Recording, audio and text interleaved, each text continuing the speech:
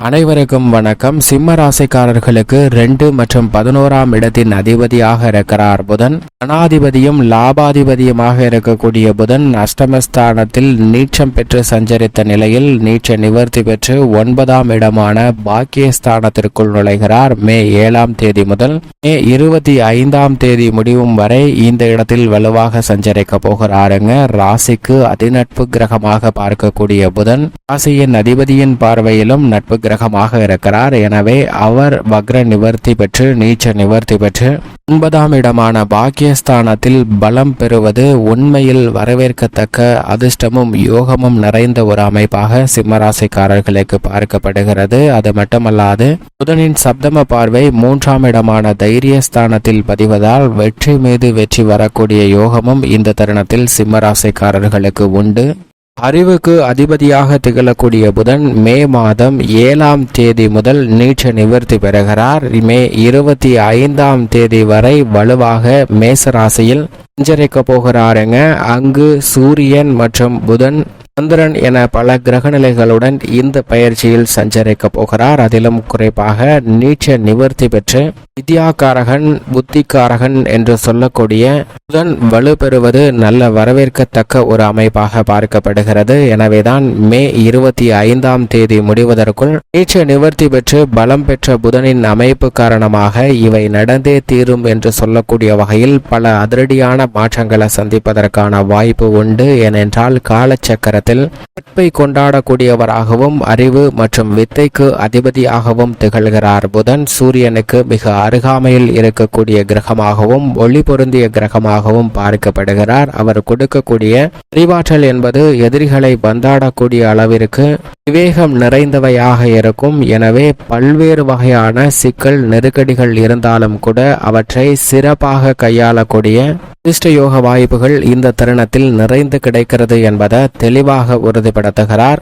என்றால் வித்யாகாரகன் மீனராசியில் நீச்சம் பெற்று சஞ்சரிப்பதை விட தற்போது பலம் பெறுவது மிக பெரிய அளவில் வரவேற்கத்தக்க ஒரு அமைப்பாக பார்க்கப்படுகிறது. எந்த பணியை மேற்கொண்டாலும் அந்த பணியை சிந்தித்து அதற்கு ஏற்றபடி சிறப்பான முடிவை மேற்கொள்வதற்கான வாய்ப்பையும் பல நல்ல விஷயங்களை சிறப்பாக செய்து முடிக்கக்கூடிய யோகத்தையும் வலுவாக ஏற்படுத்தி கொடுக்கிறார். எனவேதான் பல்வேறு வகையான தடைகள் சிரமங்கள் அகன்று முன்னேற்றமும் வெற்றி வாய்ப்பும் நிறைந்து கிடைப்பதற்கான யோகம் நிச்சயமாக உருவாகியுள்ளது. புதனின் பார்வையில் சூரியன் சுக்கிரன் செவ்வாய் போன்ற கிரகநிலைகள் நட்பு கிரகங்களாக பார்க்கப்படுகின்றன. அது மட்டுமல்லாது குரு சனி ராகு கேது போன்ற கிரகநிலைகள் சம கிரகமாக இருக்கின்றன. இதில் குரு தனதை பார்வையில் புதனை பகை கிரகமாக பார்த்தாலும் கூட புதனின் பார்வையில் குரு சம கிரகமாக இருக்கிறார். அது மட்டுமல்லாது சனியின் பார்வையில் புதன் நட்பு கிரகமாக இருக்கிறாருங்க.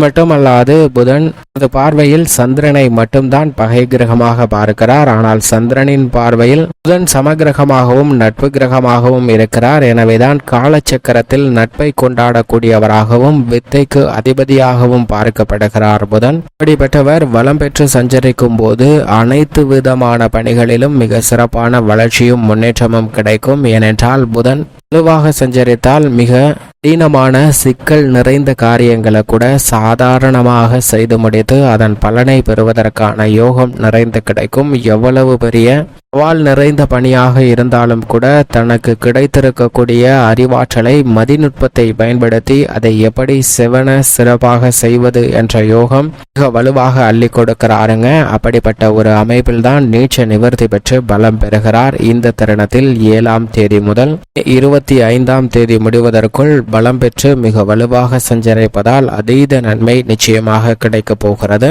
இது மட்டுமல்லாது புதன் கெட்டால் புத்தி கட்டுவிடும் என்பார்கள். நோய்வாய்ப்படுவதற்கும் பல்வேறு வகையான தடைகள் சிரமங்களை சந்திப்பதற்கான சூழலும் உருவாகும். எதை செய்தாலும் உணர்ச்சி வசப்பட்டு குழப்பலாகவும் சிக்கல் நிறைந்தவையாகவும் மாற்றிக்கொள்ளக்கூடிய சூழ்நிலை உருவாகும். மிக எளிதாக முடிக்க வேண்டிய பணிகளை கூட இடியாப்ப சிக்கலை போல் மாற்றிக்கொள்ளக்கூடிய சூழல் புதன் கெட்டுவிட்டால் ஏற்படுவதற்கான வாய்ப்பு நிச்சயமாக உருவாகும். அப்படிப்பட்டவர் தற்போது நீச்ச நிவர்த்தி பெற்று பலம் பெற்று சஞ்சரிக்க போகிறார். எனவே இந்த பயிற்சியில் மிக அதிரடியான மாற்றங்களை அள்ளி கொடுப்பார். ஏனென்றால் சூரியன் உச்சம் பெற்று சஞ்சரிக்கிறார். சிங்கு சுக்கிரனும் சஞ்சரிக்கிறாருங்க. துவக்கத்தில் சந்திரனும் சஞ்சரிக்க போகிறார். எனவே கிரகநிலைகளுடன் இணைந்து சஞ்சரிக்கக்கூடிய இந்த தருணம் என்பது மிக பெரிய அளவிலான மாற்றத்திற்கும் முன்னேற்றத்திற்கும் அடித்தளமிடக்கூடிய வகையில் அமைய போகிறது என்பதை தெளிவாகவும் துல்லியமாகவும் உறுதிப்படுத்துகிறார். அது மட்டுமல்லாது புதன் அறிவுக்கு மட்டுமல்ல, வித்தை, கணிதம், எண், ஜோதிடம், மீடியா, செய்தித்தாள், பேச்சுத்திறன், பயந்த சுபாவம், நகைச்சுவை உணர்வு, போதிக்கும் ஆற்றல் போன்றவற்றை மிக வலுவாக அள்ளி கொடுக்கிறாருங்க.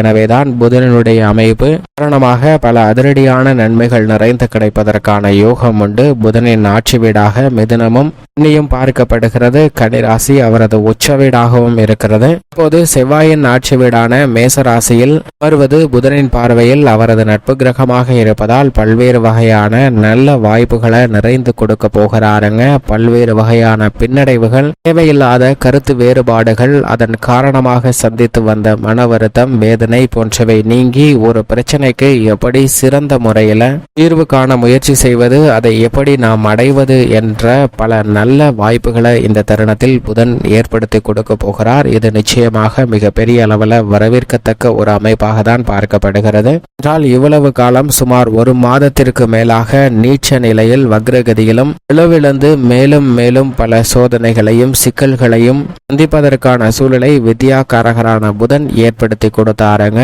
உணர்ச்சி வசப்பட்டு முடிவுகளை எடுத்ததால் சில தடுமாற்றங்களை சந்திப்பதற்கான சூழலும் உருவாகியிருந்தது. ஆனால் அவை அனைத்திலும் தற்போது மிக சிறப்பான மாற்றம் நிறைந்து கிடைக்கிறது என்பதை வித்யாகாரகன், அறிவுக்காரகன் என்று சொல்லக்கூடிய புதன் நீச்ச நிவர்த்தி பெற்று வலுப்பெற்று சஞ்சரிக்கக்கூடிய இந்த தருணத்தில் பல நன்மைகள் நிச்சயமாக கிடைப்பதற்கான யோகம் உண்டு. அது மட்டுமல்லாது பொதுவாகவே புதன் 2, 4, 5, 7, 9 மற்றும் 11 ஆகிய இடங்களில் சுபத்துவ பாதையில் சஞ்சரிக்கும் போது மிக அபரிவிதமான வளர்ச்சியையும் முன்னேற்றத்தையும் அள்ளி கொடுப்பார். ஜென்மம் மற்றும் அஷ்டமத்தில் சில தடைகள், சின்ன சின்ன சிக்கல்களை சந்திப்பதற்கான சூழல் உண்டு. இருந்தாலும் தற்போது நீச்ச நிவர்த்தி பெற்று பலம் பெறுவதால் பல இடங்கள்ல அதிரடியான மாற்றத்தை சந்திப்பதற்கான யோகத்தை உருவாக்கி கொடுக்கிறார். புதனின் சப்தம பார்வையும் நுணுக்கமாக செயல்பட்டு அதில் இருக்கக்கூடிய பிரச்சனை, வில்லங்கங்கள் அனைத்தையும் சுலபமான முறையில் எதிர்கொண்டு மிக சிறப்பான வெற்றியை பெறுவதற்கான யோகத்தை புதன் மாற்றி கொடுக்கிறாருங்க. புதனின் அமைப்பு இப்படி இருக்க,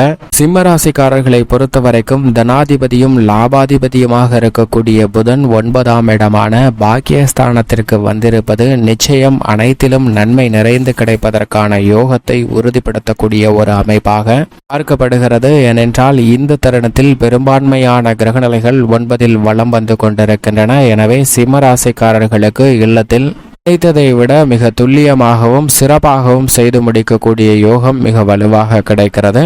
எனவே குடும்பத்தில் எழக்கூடிய சிக்கல்கள் அனைத்தையும் துல்லியமாக கணக்கிட்டு அதற்கு ஏற்றவாறு முடிவெடுக்கக்கூடிய அறிவாற்றல் மிக வலுவாக அஷ்டமஸ்தானத்தை விட்டு விலகி இருக்கக்கூடிய புதனால் மிக வலுவாக மே 25 முடிவதற்குள் நிறைந்து கிடைப்பதற்கான யோகம் சிம்மராசிக்காரர்களுக்கு உண்டு. அது மட்டுமல்லாது பல்வேறு வகையான சுப நிகழ்வுகள் மிகவும் சிறப்பாக கைகூடக்கூடிய இனிமையான தருணமாக அமைகிறது. உணர்ச்சி வசப்படுவதில் தவிர்த்து அனைத்தையும் சிறப்பான முறையில் முடிவெடுக்கக்கூடிய யோகம் உண்டு.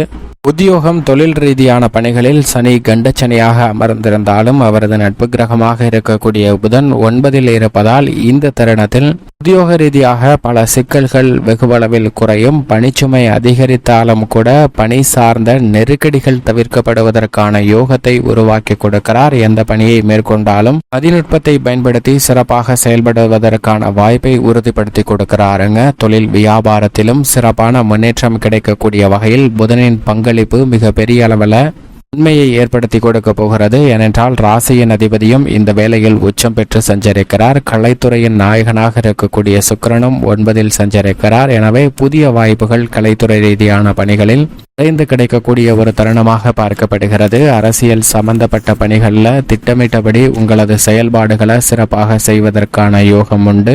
மாணவ மாணவியரின் கல்வியில் நல்ல முன்னேற்றமும் உயர்கல்வி சார்ந்த விஷயங்களில் சிறப்பான வளர்ச்சியும் முன்னேற்றமும் நிறைந்து கிடைக்கக்கூடிய தருணமாக பார்க்கப்படுகிறது. விவசாயத்துறையின் அதிபதியான செவ்வாய் அஷ்டமத்தில் இருக்கும் போது புதன் பாக்கியத்தில் அமர்ந்திருப்பதால் வெகுவளவில் அலைச்சல் குறையும். சற்று கடினமாக உழைத்தாலும் கூட அதற்கேற்ற நல்ல பலனை நிச்சயம் புதன் ஏற்படுத்தி கொடுக்க போகிறார். பாருங்க. பெண்மணிகள் திட்டமிடக்கூடிய காரியங்களில் காரிய வெற்றி கிடைக்கும். மேலும் இந்த தருணத்தை மிக சிறப்பான தருணமாக மாற்றிக்கொள்ள நிச்சயமாக சிம்மராசிக்காரர்கள் வாரத்தில் புதன்கிழமை விரதமிருந்து அருகாமையில் உள்ள பெருமாள் ஆலயம் சென்று தீபம் ஏற்றி வழிபாடு செய்யுங்கள். தங்களுடைய வாழ்வில் ஏற்படக்கூடிய தடைகள் சிக்கல்கள் விலகி முன்னேற்றம் நிறைந்து கிடைக்கும்.